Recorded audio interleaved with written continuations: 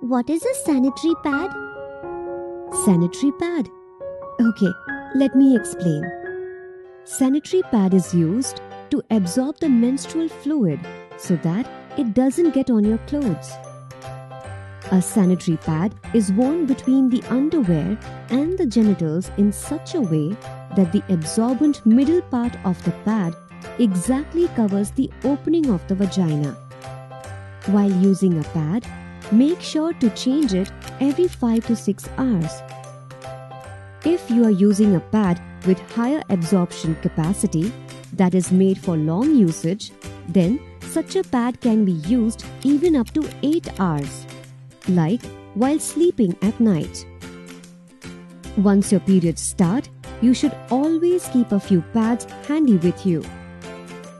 Okay, so this means if I have sanitary pads with me, then even during my periods, I can go to school, study, play, and do everything that I like? By the way, Didi, what should we do with a used pad? Can we throw it away? Don't throw it away like that. Wrap the used sanitary pad in a newspaper or a waste paper and put it in a garbage bin.